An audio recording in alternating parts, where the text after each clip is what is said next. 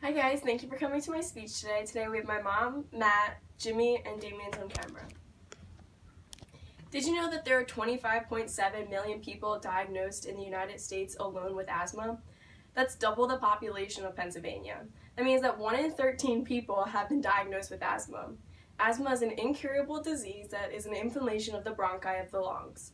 Although asthma is incurable, there are several medications that can be used to treat the symptoms to help the patient live a normal life. If you see someone having an asthma attack, there are certain rules that are important to follow. Now that you're aware of what asthma is, I would like to discuss the specifics behind this disease. Asthma is a disease that consists of inflammation of the airways. I would like to talk about what inflammation is, the symptoms, what can potentially cause an attack, what can be used to test if you have asthma, and how asthma is diagnosed. Inflammation in the bronchi. So bronchi are the airways of your lungs, and when you are diagnosed with asthma, they're basically constricted, and it makes it hard for the oxygen to be carried in and out of your lungs. During an asthma attack, these muscles constrict even farther and making it very hard and tight in order for the oxygen to pass. The symptoms, they include loss of breath, wheezing, coughing, lightheadedness, and most people that do have asthma have allergies as well. So with the reduction of mucus from your allergies, it makes your asthma and your airways even tighter, even harder to breathe. Things that can cause an attack. There's allergens, irritants, being sick, and exercise. Things that are allergens are things such as hay fever, pollen, dust mites, pet dander, skin allergies such as eczema, and then also irritants, which are like cigarette smoke or something along the lines of that. And then being sick increases your production of mucus like the allergies do, making it harder, and you're more likely to have an asthma attack while you are sick. And then also exercise, that's called exercise-induced asthma. There are two different tests used to diagnose asthma. There's the spirometer and then the bronchoprogravation test. So the spirometer, that measures the inhalation and exhalation capacity and of how much one can exhale. It can also be used to test the sensitivity of your asthma, so they're going to expose someone to like the cold or the heat, or they're going to make them go for a run and then try to test it again, and then they'll see how your oxygen compares to before you did anything. And then they also will give you your rescue inhaler, and then they're going to wait 10 minutes and do the test again and see how it can help you. This can be really help to see how far your asthma is and how much you need to be treated for it. And then there's also bronchoprogravation test. That's very similar to the spirometer, and it looks almost the same, but it measures the level of nitric oxide that you exhale.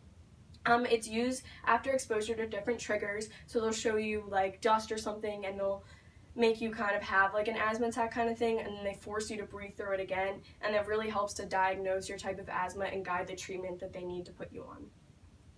So to diagnose you, most people are diagnosed before the age of 5, and that's when you're most able to tell that they're going to have asthma. Some people are diagnosed later in life, and they'll be diagnosed with something called like sickness-induced asthma, so you really only have the symptoms of asthma when you're sick.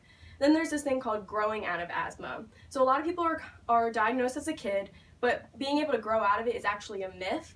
The child is diagnosed with asthma because they're showing similar symptoms to it, but really they just have underdeveloped bronchi. So when they start growing, those airways open up and then they don't see those asthma symptoms anymore. That really means that they never had asthma to begin with. They just had smaller airways and they needed to wait longer in order for them to open up.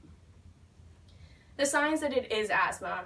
They have wheezing even when they're not sick, so you can take them any day of the week, and if you listen to them with like a machine, you're able to hear that wheezing. And a parent that has asthma, a child is more likely to get asthma, especially if both parents have asthma.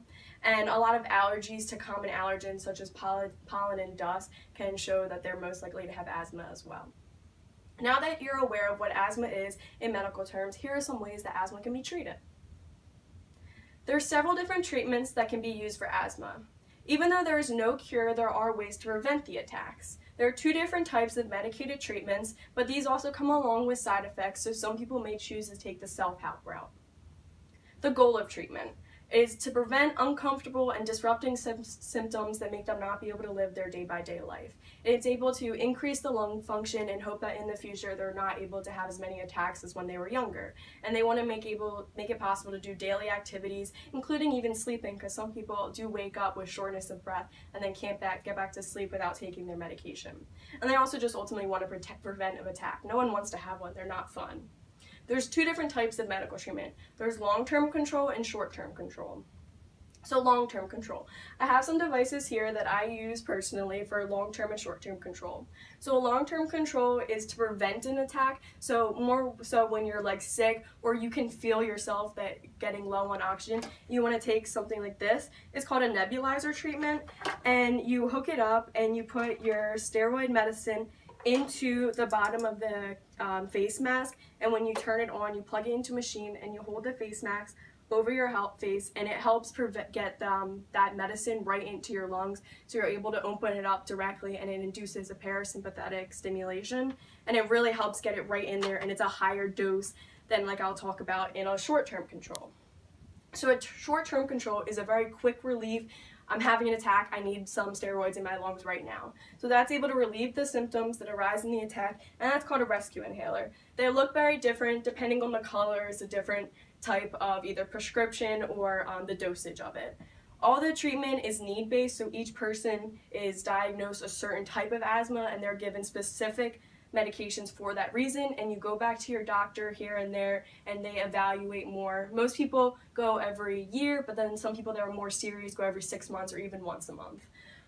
So this is just a regular rescue inhaler. Whenever someone's having an attack, you just want to try to find this for them and get it for them. They take 2 puffs, and when they're kids or something, they have this thing called a spacer that just helps it get them into their lungs. So you just put it in there, and then they use this as the mouthpiece instead of the actual inhaler, because you have to hold your breath in order to get that steroid into your lungs.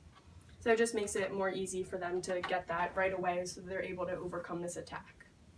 So the side effects of these medications: short term, it causes a lot of shakiness because it is a high level of steroids, so it just makes you very like on edge, and you're just very shaky, and you can't really get past that till it's fully in your system.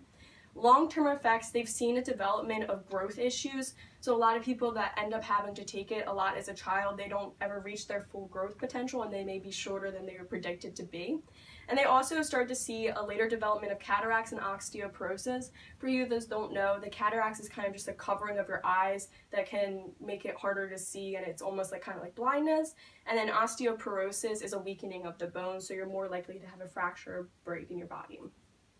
So some self-treatment help kind of ways is to learn what your body is triggered by and try to avoid these things. So you're the only one that really knows what your body is, so you're the best one to say, this bothers me, I don't want to go near it. The only thing that you really can't avoid is exercise. A lot of people that do have asthma have exercise-induced asthma. You don't want to get rid of that because that's very important for the other functions of your body, so you just want to learn to balance and how much is enough for you. If you're finding that you can't even walk a mile without being short of breath, maybe you should take your rescue inhaler or even your nebulizer, depending on how serious you feel, before you exercise. Wait about a half hour and then exercise. You should see improvement. If you're not, you should probably talk to your doctor and try to find ways that you can improve it. Another way you can do is get allergy shots. A lot of people are allergic to like cats or dogs, or even dust can be serious enough. You get a shot like once every month, and it just helps build up your immune system so you don't feel like as short as breath when you're around them, and it can prevent later attacks. So now that you know some ways asthma is treated, here are some simple steps to help someone when they are having an asthma attack. So the first important thing is just to realize that they are having an asthma attack, and because they're going to be very short of breath, they're not going to be able to get any oxygen out, so they're not able to tell you I'm having an asthma attack. And there's nothing worse than having someone stand over you and just, what's wrong, what's wrong, what's wrong? So you want to be able to understand the symptoms of what an asthma attack is, and then just stay calm. There's nothing worse than having someone trying to freak out at you, so just staying calm is going to help them calm down and be able to get more air into their lungs. Then you want to try to locate their medicine. Normally people that do have asthma carry their rescue inhaler with them at all times, so if you can find that, get that for them and bring it to them. The next thing you want to do is, after you have them take it, try to help them sit up or even stand up and just put their hands over their head. This really helps to open up their lungs and try to get more oxygen flowing. If possible, if you can notice the trigger, try to remove them from that situation. Like if you notice that somebody is standing in the corner like smoking a cigarette or something, just maybe ask them to leave, or try to get your friend or anyone you know to get away from that situation, and just try to help them in that part. Then you want to assess the severity of it. So The most important thing is asthma is that attack, it's never going to go away on its own. You need to do something to get rid of it. So by just saying, oh, they'll be fine, they'll get through it, they're going to get worse and maybe pass out. Some signs of that is the skin around their ribs or neck. They become very sucked in because they're not able to get any oxygen flowing in about, so their lungs are decompressing. And then you'll also see that they have some blue fingertips and lips, and that's just because that oxygen is not getting to anywhere in their body. So in conclusion, asthma is an inflammatory disease that as of now is incurable. There are several ways to make it possible for someone with asthma to live a normal life. Someone with asthma may look normal, but when they're having an asthma attack, it can be scary, so it's important to know some ways to help them or even call someone who is able to help them. Hopefully one day there will be a way to prevent asthma or even find a way that can potentially cure the disease. Do you guys have any questions for me? All right. Thank you for coming. Have a great day. Thank you.